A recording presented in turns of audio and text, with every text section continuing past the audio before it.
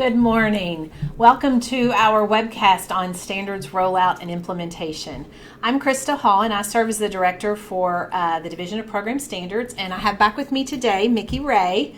She serves as our literacy consultant, and she's actually going to bring us some information about the interdisciplinary literacy practices. So we're going to dive deeper into those today. But I want to remind you that over this past series, I think this is our fifth series or our fifth segment in this series, we've actually been able to bring you specific information on the reading writing standards, the mathematics standards, the social studies standards, and then just some processes that you might want to use in your own district implementation. And if you've missed any of these, they are located on the kystandards.org website with these videos archived along with the PowerPoints. And this one will be there as well.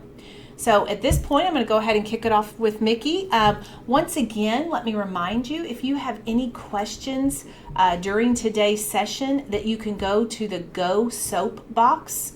The access code is OTL, and you can enter any questions there, and then we'll answer them at the end. Okay, ready? All right. Thanks. Yes, thank you so much, Krista. So I'm very excited to talk with you about the practices today. As you know, or I hope that you know, it is a brand new feature of the CAS for Reading and Writing, and the teacher writers had such thoughtful discussion around the creation of these student practices and the way that they could enhance the student learning experience and encourage literate behaviors and practices or methods or strategies for students as they're working through that K through 12 progression. But they are, again, critical because of their power to impact students beyond high school and across all of the content areas. So one thing that I wanted to point out today is that the thought is that these practices should be utilized often. They should become, quote unquote, standard practice for students. And in order for that to happen, again, teachers have to know where the practices are. They have to have discussions about why utilizing these practices will be so significant. And one thing that I would advise you of, anytime that we're pulling the standards out of the standards document, away from where the standards are originally housed and have been created by those teacher writers, we're losing the impact of what those new components could be if that's not also a part of the discussion. So one thing that I would have as a warning would be, while it is perhaps useful sometimes to remove the standards, please still allow for educators to have time to engage in those new components. In terms of the practices themselves, there was so much positive feedback again about their potential. For the reading and writing document specifically, the standard breakdown view, where you have the guiding principle, that mini progression, and the multidimensionality. Again, if that's not something that you're having teachers engage in regularly, then they're going to lose the impact and power that they can have to influence not only the student experience, but the grade level assignments that are created, the curriculum process that you're currently working on and developing. So there is power within the document itself, and we want to encourage everyone to make sure that they're allowing teachers to engage with the document. So one thing that I would like to start with today is just to sort of frame this session. And we have some essential questions for the day. So first, what are the interdisciplinary literacy practices? Why are they important? Where are they located? And how can educators get additional support with planning instruction that will engage the interdisciplinary literacy practices? So to begin, we're going to start with what are the interdisciplinary literacy practices. And to have that discussion, I want to differentiate the reading and writing content standards from the interdisciplinary literacy practices. And we're going to start with the standards themselves. So as we all know, the standards represent goals or outcomes of an educational program. They are vertically aligned expected outcomes for all students, so we're talking about K through 12. They establish a statewide baseline of what students should know and be able to do at the conclusion of a grade or grade span, and they are the minimum content to be learned in each grade or grade span. So that they are, in essence, the foundation, and they're the minimum. We can go beyond that, of course. They also address what is to be learned, but this is significant. They do not address how learning experiences are to be designed or what resources should be used. So that is the curriculum, and that is what, again, the site-based decision-making councils have the power to create and discuss within the school. That is a local decision. The practices, though, and I want to talk a little bit about the word literacy. So in some cases, when we hear literacy, oftentimes the frame there is simply reading. But true literacy really is going to encompass reading, of course, but also writing and communication and how we will access and process and communicate in general. So in terms of these interdisciplinary literacy practices, you can see there in that first bullet, they are built upon a foundation of common understandings or practices which provide the overarching goals for literacy instruction for each student across the state. They are fundamental to fostering a literacy-rich environment that goes beyond teaching and learning isolated skills. And they focus on the larger vision and objective of empowering independent, lifelong learners who think deeply and critically about text. And man, should that not be the vision and the desire for us who are reading and writing teachers, but again, in every content area, developing learners who are going to think deeply and critically about text. In our document, so for the reading and writing document, the practices are not additional standards. So unlike the mathematical practices, the 10 interdisciplinary literacy practices are not additional standards. Instead, if utilized, they provide intentional opportunities for students to practice the behaviors of a literate citizen. So that is one point I wanted to make. They are student practices. So in some cases, and in certain documents, you'll see that practices are connected to instructional practices for teachers. But in both the mathematical document and in the reading and writing document, these are student practices. So what the students would be doing. Also, because they are the overarching goals for creating a literacy-rich environment, they are not attached to a specific content standard. Multiple literacy practices are engaged in the application and mastery of each reading and writing standard. And they are interdisciplinary, so they establish literacy practices or methods or strategies for engaging in content. And this is an important distinction because we cannot expect every content area teacher to simply use the discipline-specific ELA practices within their classrooms. So these, again, are beyond that. So these will allow for them to function differently depending on the specific needs of the content area and the nature of the literacy for that specific discipline. Now, why are they important? Collectively and independently, the practices support the KBE's vision, which is intended to ensure each and every Kentucky student is empowered and equipped with the academic, cognitive, metacognitive, technical, and employability skills required for post-secondary success, as well as the capacity to positively contribute to the world around him or her. The practices are a means for students to engage in content and deeper learning. Thus, opportunities for students to practice or apply the practices should be integrated into learning experiences for all students. They are essential practices for accessing, processing, and communicating information. So I wanted you to have a chance to take a look at this infographic. And again, here, what is so significant about it is that it shows that relationship with the content standards. So you can see that the practices here fit together like pieces of a puzzle. And again, their whole purpose is they will support and empower and equip students to engage more with the content. And in the reading writing document, that would be the specific strands. So the reading standards, the composition standards, the foundational standards, the language standards. So all of those content standards can be supported through these 10 interdisciplinary literacy practices.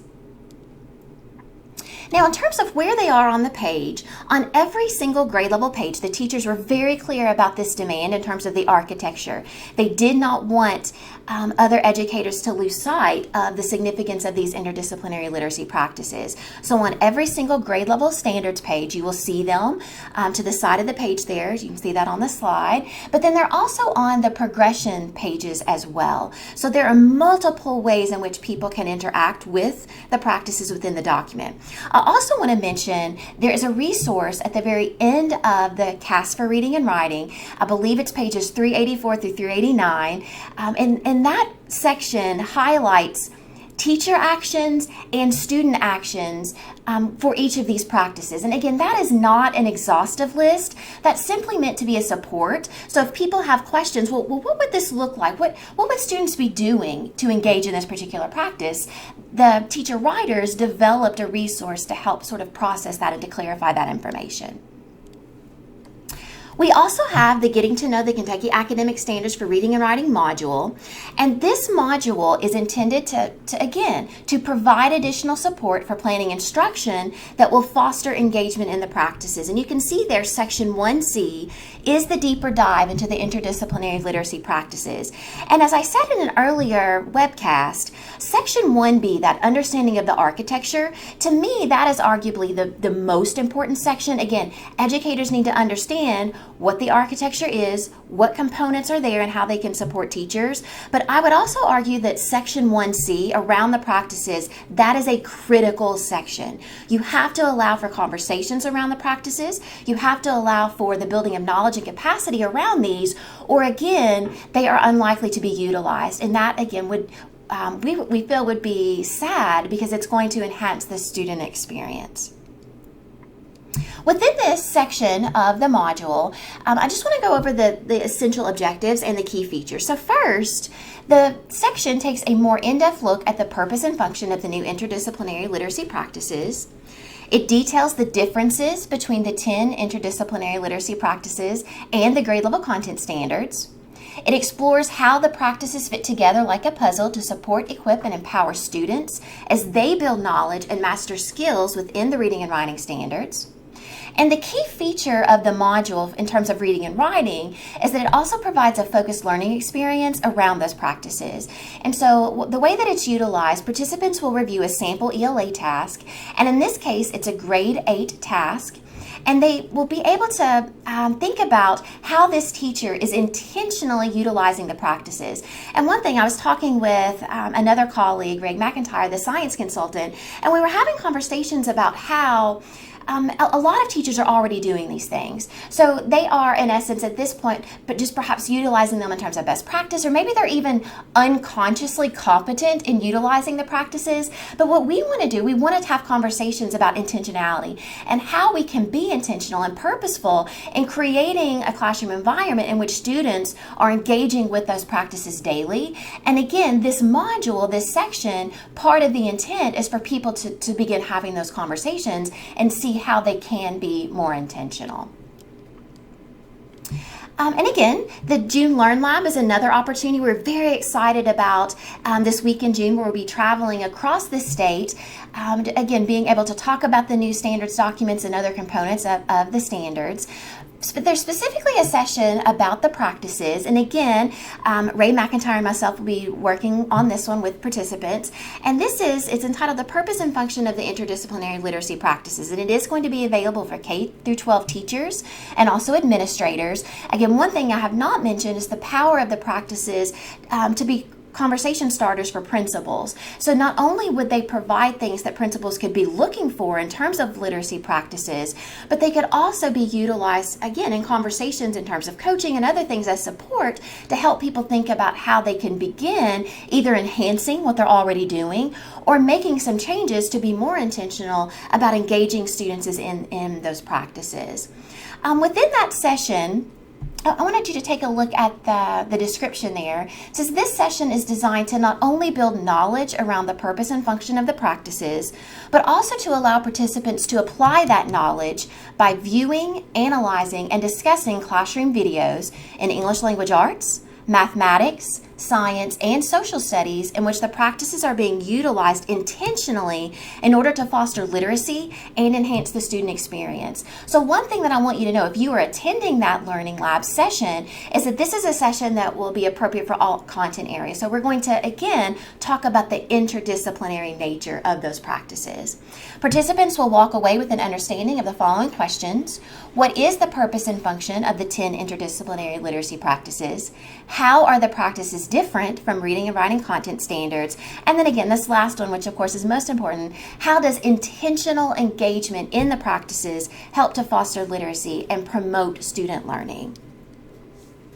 And Krista's going to join back with us again and talk about the 5 things to know before you go. But if you do have questions about the practices, if you need additional guidance, I would just ask you to please email us the Standards website or my own email, so that I can have the opportunity to talk to you about those. Clearly, I'm very passionate about the practices. I think that they can have a powerful impact on classrooms across the state.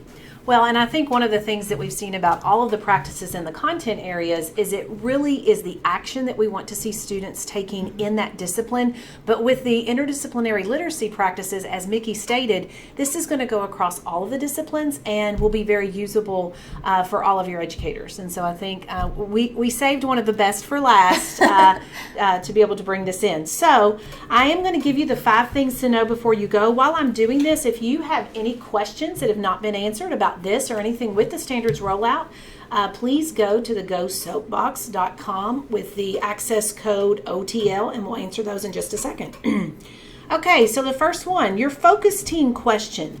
What support will your district or school need to implement the interdisciplinary literacy practices? As your district and school focus teams meet to plan for standards implementation, consider that interdisciplinary literacy practices will be an important item for discussion. Deciding how all content area teachers will receive professional learning and ways to provide ongoing support should be a part of the team's plan. Number 2, don't forget that we have the reading and writing professional learning modules.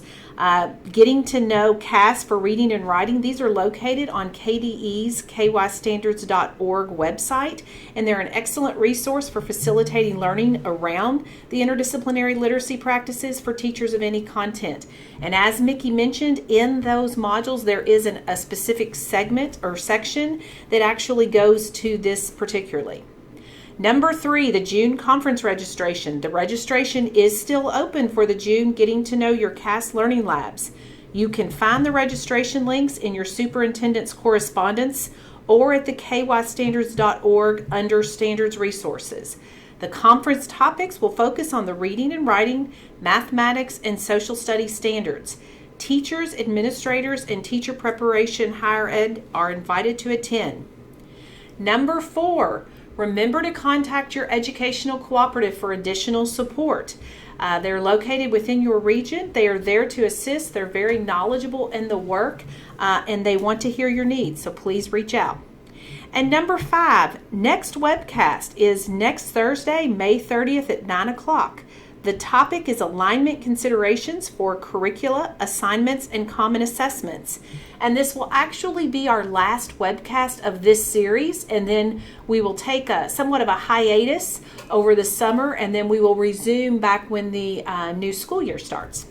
So I believe the only question that I saw on the soapbox, which I think Jackie has answered, but I'll go ahead and do it on the video as well. Where can you get the PowerPoints for all of the standards rollout webinars? Those are located at the kystandards.org website, and if you go under your standards resources, there's actually a link that will say webcast, and when you go in there, there's always a snapshot of the video. Sometimes we cringe when we open the page, but there's a snapshot of each of the videos, and the title is actually the hyperlink to the PowerPoint. So that's where you can locate those each week. Let's see. What support would you suggest to assist our MSD with the interdisciplinary literacy practices? So I think we might need a little more detail on that question to be able to give some more specific feedback. So if you're able to put some more specifics in there real quickly, otherwise if you can email Mickey Ray at education.ky.gov, and she will be able to respond to that as well. Okay, well, we thank you for joining us. I know many of you have concluded your year or are definitely close to doing so. So we look forward to seeing you next week, and thank you and have a great day. Thank you.